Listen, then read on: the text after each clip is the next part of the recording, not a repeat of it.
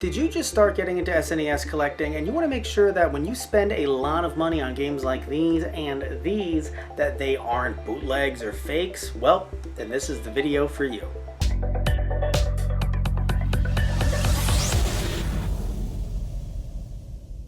Hi, my name is Matt and welcome to the tutorial level. So thankfully those are my original copies of Killer Instinct and Donkey Kong Country, so I do know that those are legit. But when you're spending money on games like those, or even really high priced games like an Earthbound, you're going to want to make sure that you're getting the real deal. Personally, while that game is really out of my price range, if I was going for it, I want to make sure that that game isn't either bootleg, or a word that's usually used is a reproduction cartridge. So you want to make sure that it is the real deal. So one thing I want to mention though, before we talk about the cosmetics, both on the inside and outside, how you can tell whether or not these are real or fake, I want to talk about the game bit screwdriver. So usually referred to as the game bit screwdriver. You're going to need that's the only thing we're going to need today to actually open up these carts and see what they look like on the inside, which definitely does matter. Want to mention though that, you know, when you're going for games that are maybe like $5-10, you probably won't need to bust this thing out. But again, if you're going for stuff that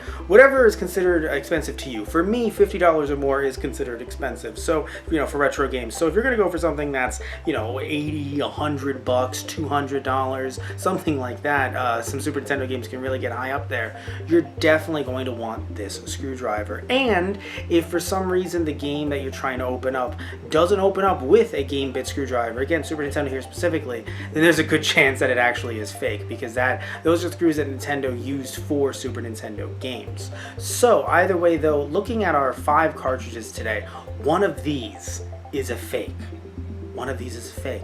Now, if you're wondering which one is which, well, looking at all of these, just immediately right off the bat, one of these things is not like the other. One of these things is extremely glossy and new, and that is Street Fighter 2. I didn't mean for that one to rhyme, that was funny. But either way, Street Fighter 2 is the fake in this case. So, now why did I buy a fake Street Fighter 2? I actually wanted to compare it. This was over on another channel of ours, Those Guys Play. I wanted to compare it to the newer official reproduction, re-release of Street Fighter 2. That was actually by I Am 8-Bit. They worked with Capcom, so that was actually 100% official. Wasn't 100% real cartridge from back in the day, but that actually was official. But in this case, this is a complete Chinese knockoff. So this was about maybe $3. So this is a game that won't probably get a knockoff, because again, it is also a very popular game, but still always good to be on your guard. So as you can see, just looking at the label compared to the other ones are obviously very they're worn out. But the thing is that when unless you know the collector personally that you're buying from, and you know that there's someone who keeps their collections in pristine conditions, you know, they don't use their games, they have them in glass cases or in box protectors or things like that, then there's a good chance that they're going to look more like mine. Games that I used a lot when I was a kid, that I really enjoyed playing, that I've had for more than 20 years. So when you're going out to garage sales, you're probably, and flea markets and whatnot, you're probably going to find games that look just like these. You know, a lot of these kind of like, just some of them even torn a little bit. They're definitely not, looking like they're going to be peeled off, or that they're brand new. That's a really good sign that there's something wrong here. Now, turning it around, looking at the back sticker here, now not every game has one of these, but the ones that do make you think, well, wait, hold on, if this game has it, and then this game has it, clearly, you know, it's very hard to tell whether or not which one is fake. But just looking at Street Fighter 2, looking at the back there, clearly that sticker is of lower quality. You can see right through it.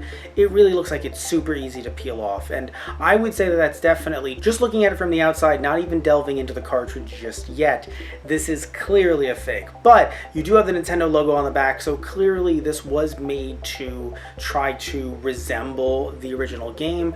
And you might have thought that Killer Instinct was the fake because of the cartridge color, but always look up especially if you have a smartphone in your pocket, you have Wi-Fi, always look up the actual color of the cartridge, because there are some games out there that do have different colored cartridges.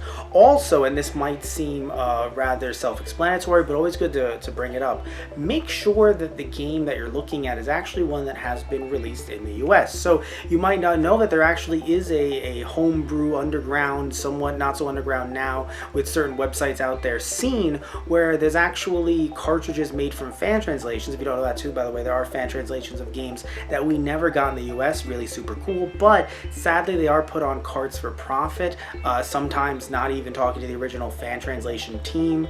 Not that it would be okay to do it necessarily that way from a legal perspective, but still it's done without even talking to them, and they're put on these cartridges and sold again for a profit. So you do want to make sure that if you're seeing a game, it's an RPG or something like that, and it looks really cool, that you do Google it before actually purchasing that copy, because if it's a fan translation, you can just easily find it online. So either way though, actually opening up these cartridges and looking on the inside, you're going to notice that there is a major difference when looking at all of these cartridges. So first thing you want to make sure is that when you actually look at the inside of the cartridge itself, if you actually see Nintendo or either Capcom, the company that created this game, if their chip is actually somewhere, there's something, some kind of branding, Nintendo isn't really going to put, a cartridge or a board rather in there that doesn't have any Nintendo branding on it.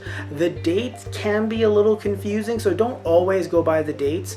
Obviously, if they are drastically different, like off by 6 years or so, you might have an actual board being swapped, so it technically isn't a fake, but someone may have put a football game, an extremely inexpensive game, into an actual shell that game would be worth upwards of hundreds of dollars. So be wary of that. But at the very least, you do know that it is real. Now let's turn this board around, and as you can see, this is very much unlike all of the other ones. There's just one chip right here with SF2 just scribbled onto it. So seriously though, look at that. This is obviously very, very, very fake. So again, it's considered a very cheap way of doing it, a way that Nintendo and other companies that are officially releasing these games usually would not use. I'm sure you can probably find one example out there, but usually it is not the case. So we learned a lot today, and thank you all so much for watching. As always, if you liked the video, please remember to like and subscribe, and if you have any questions or comments, please comment down below and I'll try to answer them as best as I can. Alright, so love you all, take care, and tune in next time for the next episode of the tutorial level. Alright everybody, so see ya!